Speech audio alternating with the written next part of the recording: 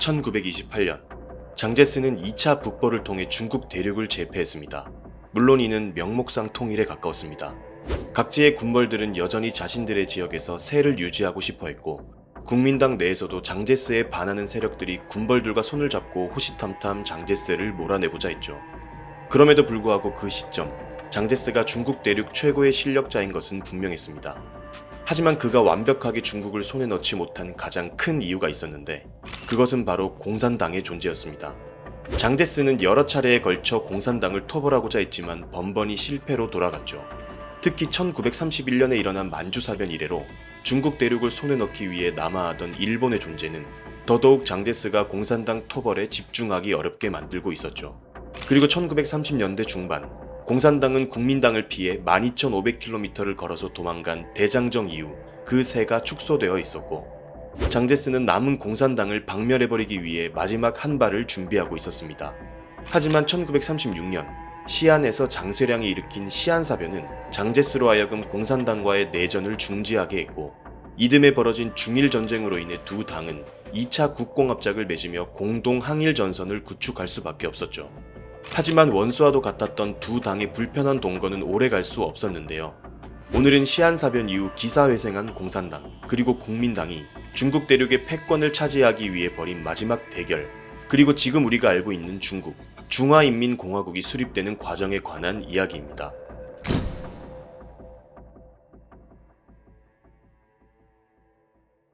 (1937년 7월) 일본이 일으킨 루거우차오 사건, 일명 노구교 사건이 발생하며 무려 최대 3,800만 명이 사망한, 인류 역사에서도 손에 꼽을 만큼 인간의 광기를 뿜어냈고 많은 사람들이 희생된 최악의 전쟁, 중일전쟁이 발발합니다.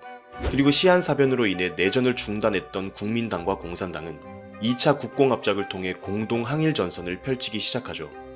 공산당의 홍군은 국민당의 소속으로서 팔로군과 신사군이라는 이름으로 다시 태어났습니다. 물론 이들은 명목상 국민당의 소속이었을 뿐 실질적으로는 여전히 공산당의 지위를 받고 있었습니다. 그렇게 본격적으로 중국을 침략한 일본은 전쟁이 발발한 지 얼마 되지 않아 파죽지세로 남하하기 시작했고, 11월 초 상하이를 손에 넣으며 당시 중화민국의 수도였던 난징을 위협하기에 이릅니다. 그리고 12월 13일 결국 중국은 일본의 난징을 넘겨주고 말았고, 일본군은 그 유명한 난징 대학살을 일으키며 중국을 쑥대밭으로 만들어 놓죠. 무려 30만여 명의 중국인이 학살된 희대의 사건이었습니다. 일본은 압도적인 장비와 무기로 무장한 병력을 중국 대륙에 투입해 전쟁을 속전속결로 끝내길 원했습니다. 하지만 그러기엔 중국이란 나라는 너무나 컸습니다. 비록 난징을 점령했지만 국민당의 지도부는 우한으로 피신했고, 우한을 점령하니 충칭으로 피신했죠. 비록 중국은 장비에서는 열세였지만 국민당군을 중심으로 수많은 병력들이 처절하게 항전했습니다. 그리고 무엇보다 일본은 1939년 기준 80만여 명의 병력을 투입했음에도 불구하고 드넓은 중국에서 싸우기 위해서는 병력을 분산할 수밖에 없었고, 지속되는 전쟁으로 심각한 보급 문제가 겹쳐 전쟁이 장기화되고 있었습니다. 또한 일본은 보급 문제를 해결하고 자원을 확보하기 위해 동남아 전선까지 확대해 나가며 일을 점점 벌리고 있었죠. 그리고 1941년에는 미국이 진주만을 침공하며 돌아올 수 없는 강을 건너고 있었습니다. 이렇게 일본은 중국 전선에 모든 역량을 투입할 수도 없고, 그렇다고 전쟁을 끝낼 수도 없는 상황에 직면하고 말았던 것이죠. 그리고 이 전쟁이라는 틈을 기회로 만든 세력이 있었는데 역시나 공산당이었습니다. 이들은 중일전쟁 내내 일본과의 전쟁보다 화베이 지방을 중심으로 해방구를 설치하며 자신들의 세를 넓히는 데 집중했습니다. 국민당군이 정규전을 통해 패퇴하는 순간에도 공산당군은 일본의 배후지로 침투해 게릴라전을 일삼으며 계속해서 세를 불려나갈 수 있었고, 점령한 지역의 농민들에게 무기를 쥐어주고 나가 싸우자고 선동했죠. 그리고 어느덧 이들은 50만 명 이상의 병력을 보유할 정도로 규모가 커져 있었습니다. 결국 이러한 중일전쟁은 시안사변을 통해 기사회생한 공산당이 부활하는 시기이기도 했습니다.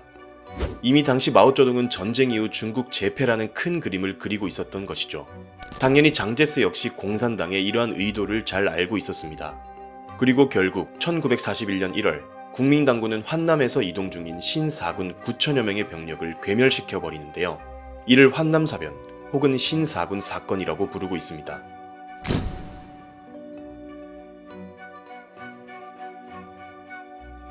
이러한 환남사변은 국민당과 공산당의 합작이 더 이상 지속될 수 없음을 암시하는 사건이었습니다. 공산당 내에서는 합작이고 뭐고 당장 장제스의 국민당과 다시 전쟁을 벌여야 한다는 목소리도 빗발쳤죠. 하지만 저우완라이, 류사오치와 같은 인물들은 중일 전쟁이 한창이니 일본과의 싸움이 먼저라며 후위를 기약하자고 합니다.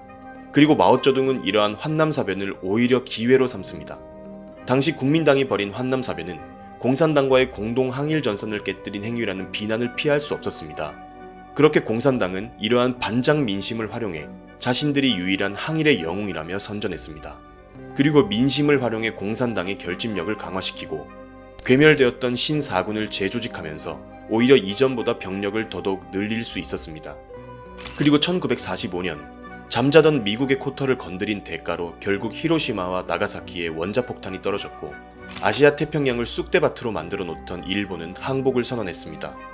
그리고 2차 세계대전의 종전과 함께 중국 내에서도 더 이상 국공 간의 내전을 중지하고 연립정부를 구성하자는 분위기가 조성되고 있었는데, 특히 1946년 1월부터 전순국이었던 미국의 국무장관 조지 마셜의 주재로 국공 양측은 정치협의회를 열어 정부 구성, 군사통합, 자유선거 등의 문제를 논의하며 휴전 합의에 도달합니다. 하지만 장제스와 마오쩌둥 그 누구도 속으로는 연립정부를 구성할 생각이 전혀 없었고 자신이 중국 대륙 전역을 차지하겠다는 야심으로 가득 차 있었습니다. 특히 장제스는 과거 20여 년을 공산당 박멸 하나만 보고 달려온 사람이었으며 공산당만 박멸한다면 중국 전체를 손에 넣게 되는, 다시 말해 꿈을 실현하기 위한 정말 단 하나의 마지막 퍼즐이었죠. 평화 교섭 중에서도 이미 국민당과 공산당 간의 충돌은 계속해서 일어나고 있었고 1946년 6월 불과 몇 달 전 열린 미국의 중재가 무색하게 국민당은 본격적으로 공산당의 통치하에 놓여있던 지역을 공격함으로써 다시 한번 두 당의 피비린내 나는 혈전이 벌어집니다. 일본과의 전쟁이 끝나자마자 또다시 중국인들끼리 내전 체제로 돌입한 것이죠. 중국 국민들 입장에서는 신해혁명 이후 내 삶의 터전에서 약 30-40년 동안 전쟁만 벌어지고 있는 고통의 나날들이었습니다. 이전부터 명목상 중국의 지배자는 장제스였고 국민당군의 병력, 장비, 무기가 늘 공산당을 앞서왔습니다. 그 시점 장제스의 국민당군은 430만 명, 공산당군은 120만 명의 전력이었죠. 그리고 1947년 3월 국민당군은 중화소비에트 공화국의 수도인 예난을 점령하기도 합니다. 특히 국민당군은 미국의 지원을 받고 있었고 그렇게 국민당이 내전에서 손쉽게 승리해 중국 전역을 손에 넣을 것처럼 보였습니다.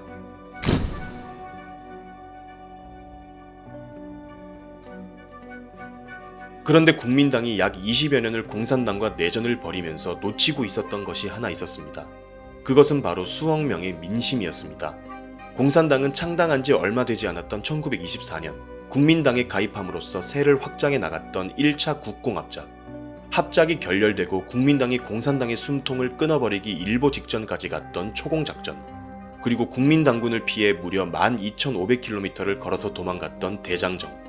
그 후 시안에서 일어난 장제스 납치 사건으로 국공 간의 내전이 중단되었던 시안사변. 그리고 일어난 중일전쟁과 2차 국공합작 등 이 모든 중국 현대사의 격변기 동안 단 한 번도 선정과 선동을 멈춘 적이 없습니다. 지주의 땅을 몰수해 농민들에게 나눠주며 가난한 농민들의 계급투쟁을 통해 새로운 국가를 건설해야 한다며 그들에게 사회주의 이념을 주입했고 농민을 조직화하고 무장시켜 공산당이야말로 유일한 항일 군대라며 애국심을 고취하기도 했습니다.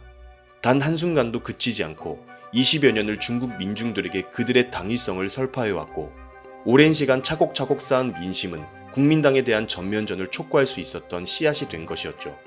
반면 중국 민중들에게 국민당은 극심한 부패로 인해 나라는 제대로 돌보지 않고 지역 군벌 간의 갈등은 제대로 해결하지 못해 늘 내전에 시달렸으며 일본의 침략을 수수방관하면서 농민들을 잘 살게 해주겠다는 공산당 때려잡느라 수십 년 내내 전쟁이나 일삼는 세력, 그 이상 그 이하도 아니었죠. 그렇게 20년간 국민당은 모든 민심을 다 잃었고 공산당은 그 민심을 그대로 빨아들이고 있었습니다. 그리고 그것은 2차 국공내전의 판세를 완전히 뒤바꿔버리는데 결정적인 역할을 합니다.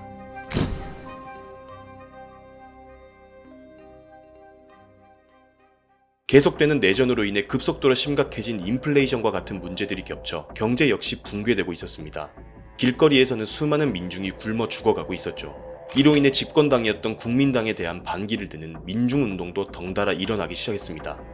결국 이러한 모든 것들이 어우러져 1948년 가을을 기점으로 국민당은 점점 힘을 잃게 되고 공산당 쪽으로 전세가 기울어지게 됩니다. 공산당은 만주를 전략적 요충지로 삼아 국민당과 전투를 벌였습니다. 동북 지역은 소련의 지원을 받으며 세력을 키울 수 있었던 중요한 지역이었죠. 1947년 하반기부터 공산당은 만주의 주요 지역에서 국민당군을 격파하더니 1948년 9월에서 11월 린비아오가 이끄는 공산당군이 랴오선 전투를 통해 선양, 지린, 창춘 등 주요 도시들을 점령함으로써 공산당이 동북 지역 전체를 장악해버립니다. 그리고 1948년 11월에서 이듬해 1월까지 공산당은 화이아이 지역에서 대규모 공세를 벌였고 국민당의 주요 방어선이 무너지며 상당수의 병력이 공산당에 투항했습니다. 이로써 중국 중부 지역 역시 공산당의 지배하에 들어갔죠. 그리고 비슷한 시점, 중국 북부의 베이핑, 텐진 지역을 두고 일어난 핑진 전투에서도 공산당이 승리했고 이로써 중국 북부 역시 공산당이 장악해버리기에 이릅니다. 이제는 힘의 균형이 완전히 깨져버렸습니다.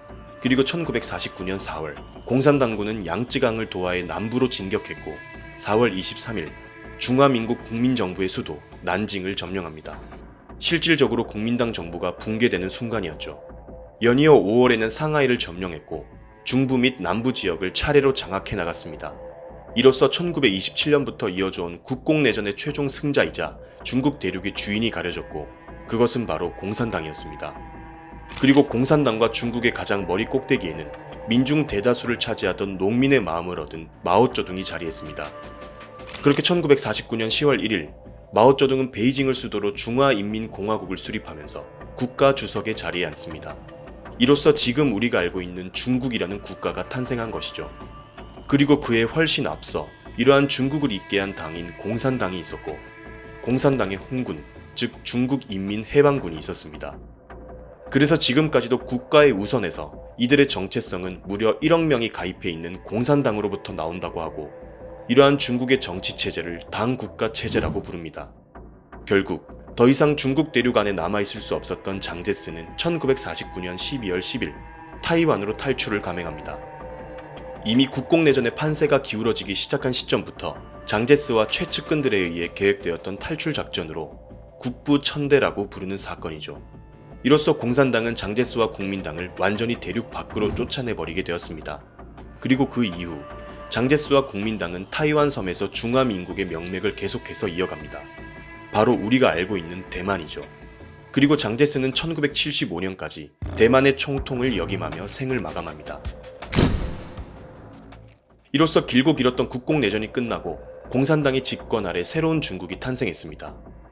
그런데 마오쩌둥은 어렵게 얻은 중국 땅에서 그 유명한 대약진 운동, 문화대혁명 등을 일으키며 중국을 수십 보 후퇴시켜버리는데요.